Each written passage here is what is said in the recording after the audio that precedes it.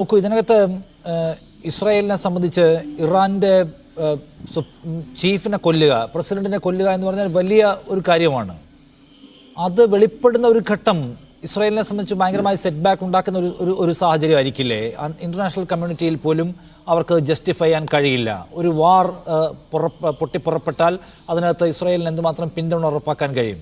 മറ്റൊന്ന്, ഈ ഇസ്രായേലിന് നേരെ ഇറാൻ നടത്തിയ ആക്രമണം വളരെ സമീപ ദിവസങ്ങളിലുണ്ടായതാണ്.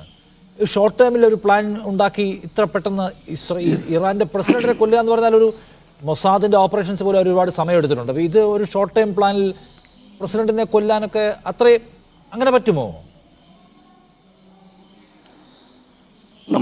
ഞാൻ പറയുന്നത് ഇതിനെ നമ്മൾ 100% ഇപ്പോൾ നമ്മളങ്ങനെ തീരുമാനിക്കാൻ കഴിയില്ല. പക്ഷേ ഞാൻ പറഞ്ഞു വരുന്നത് എന്താണെന്ന് വെച്ച് കഴിഞ്ഞാൽ 2005 മുതൽ അഹമ്മദിനിജാദിന്റെ പ്രസിഡന്റ് ആയ കാലഘട്ടം മുതൽ ആ കാലഘട്ടത്തിൽ ഉണ്ടായി വന്നൊരു പ്രധാനപ്പെട്ട ഒരു സ്റ്റേറ്റ്മെന്റ് ആയിരുന്നു അഹമ്മദിനിജാദിന്റെ ഇസ്രായേലിനെ ഭൂമിയിൽ നിന്ന് മാപ്പിൽ നിന്ന് തുടച്ചു നീക്കുമെന്നുള്ളത്.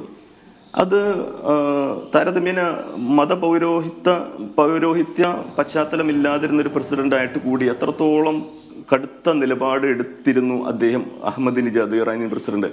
ആ കാലഘട്ടം മുതൽ പലപ്പോഴും ഇറാന്റെ ഉന്നത നേതാക്കളെ അല്ലെങ്കിൽ സയന്റിസ്റ്റുകളെ മുസാദ് അല്ലെങ്കിൽ ഇസ്രായേലി ഏജന്റുകൾ പലപ്പോഴും പിന്തുടരുന്നതായിട്ട് നമ്മൾക്കറിയാം. അപ്പോൾ സ്വാഭാവികമായിട്ടും ഇപ്പോൾ പിന്നെ കഴിഞ്ഞ മാസം നടന്നതിനെ കുറിച്ച് നമ്മൾക്കറിയാം. അപ്പോൾ ഇന്റർനാഷണൽ കമ്മ്യൂണിറ്റിയുടെ ഒരു പിന്തുണയെക്കുറിച്ച് നമ്മളിപ്പോൾ അത്രത്തോളം നമ്മൾ എന്താണ് പറയുക, അതിൽ വലിയ ആശങ്കപ്പെടേണ്ട കാര്യമില്ല. അതായത് അതിൽ വളരെ കോൺട്രഡിക്ടറി ആയിട്ടുള്ളൊരു വിഷയം ഞാൻ ഇവിടെ പറയാം.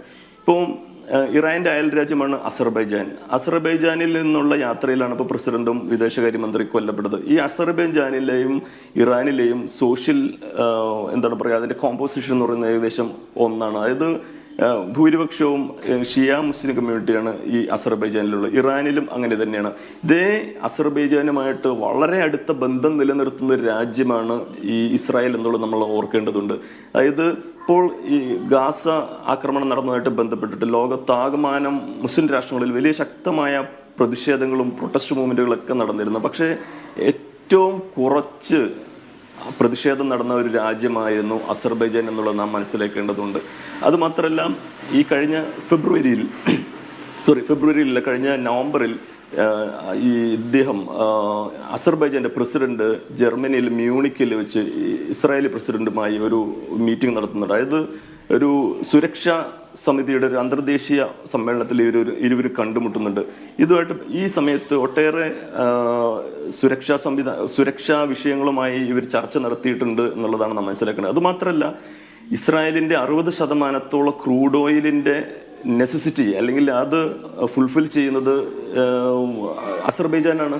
അതാണ് ഒരു പ്രധാനപ്പെട്ട കാര്യം. അതുമാത്രമല്ല, ഈയിടെ നടന്ന കഴിഞ്ഞ 2020 കോവിഡ് സമയത്ത് നടന്ന അസർബൈജാൻ അതേപോലെ തന്നെ അർമേനിയ കോൺഫ്ലിക്റ്റ് ഇതിൽ വളരെ പ്രധാനപ്പെട്ട ഒരു കാര്യമാണ്.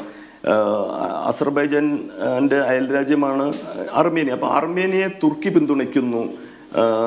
അപ്പോൾ ഈ ഒരു വിഷയത്തിൽ ഇറാൻ പിന്തുണ കൊടുത്തിരുന്നത് ആ സമയത്ത് അർമേനിയായിരുന്നു. അത് മാത്രമല്ല, കഴിഞ്ഞ ഒരു വർഷം മുമ്പ് വരെ ഈ ഇറാനും അസർബൈജാനും തമ്മിൽ നല്ല ബന്ധമായിരുന്നില്ല എന്നുള്ളത് നാം ഓർക്കേണ്ടതുണ്ട്.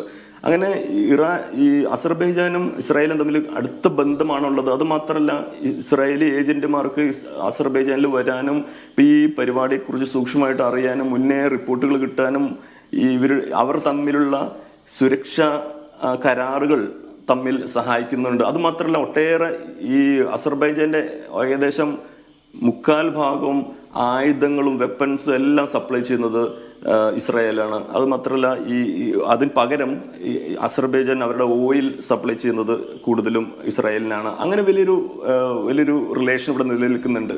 അപ്പോൾ ഇങ്ങനെയുള്ള ചില വസ്തുതകളെല്ലാം നമ്മൾ വച്ച് നിരത്തി പരിശോധിച്ച് നോക്കുകയാണെങ്കിൽ ഇത് ഇത്തരത്തിലുള്ളൊരു ഓപ്പറേഷൻ തന്നെയാണ് എന്നുള്ളത് നാം മനസ്സിലാക്കാം. അതുമാത്രമല്ല, ഈ മേഖലയിൽ നിന്നും തുറന്ന പിന്തുണ, ഈ ഇസ്രായേലിന് പിന്തുണ നഷ്ടപ്പെടുകയില്ലെന്നും അങ്ങനെ ഒരു ആശങ്കയില്ല. ആരാണ് ഇസ്രായേലിനെ എതിർക്കാൻ ശ്രമിക്കുക? ലോകത്തിപ്പോൾ ബദൽ ശക്തികളായിട്ട് വരാൻ തയ്യാറാകുമെന്ന് നമ്മൾ വിചാരിക്കുന്ന ഒന്ന് ഇസ്രായേലിനെ സംബന്ധിച്ച് അത്ര ഒരു ബിഗർ മൂവ്മെന്റ് നടത്തുന്നതിൽ എന്തെങ്കിലും തരത്തിലുള്ള നയതന്ത്ര പ്രശ്നമൊന്നും അവർ ഭയപ്പെടുന്നില്ല. ഏതെങ്കിലും പിന്തുണ നഷ്ടത്തെക്കുറിച്ച് അവർക്ക് ഭയവും ഇല്ലെന്നാണ് ഒരു കാര്യം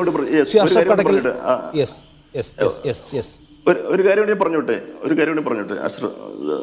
അതായത് ചൈന, അതേപോലെ തന്നെ റഷ്യ, ഈ രണ്ട് രാഷ്ട്രങ്ങളും ഇസ്രായേലുമായിട്ട് അടുത്ത ബന്ധം തന്നെയാണുള്ളത്. അവർക്ക് ഇസ്രായേലുമായിട്ടുള്ള ബന്ധം ഉപേക്ഷിക്കാൻ പോലും കഴിയില്ല. അതിന്റെ ഏറ്റവും പ്രധാനപ്പെട്ട പ്രത്യേകത എന്താണെന്ന് പറഞ്ഞാൽ ഏറ്റവും ആധുനിക സാങ്കേതിക വിദ്യകൾ ഇവർ ഉപയോഗിക്കുന്നുണ്ട് എന്നുള്ളതാണ്. അത് മാത്രമല്ല, ഇപ്പൊ പറഞ്ഞ പെഗാസസ് സ്പൈവെയർ, ഇന്ത്യയിലൊക്കെ ഉപയോഗിച്ചുള്ള പെഗാസസ് സ്പൈവെയർ ഈ അസർബൈജാൻ കാര്യമായിട്ട് ഉപയോഗിക്കുന്നുണ്ട് എന്നുള്ള റിപ്പോർട്ടുകൾ പുറത്തു വന്നിരിക്കുന്നു. ഓക്കെ.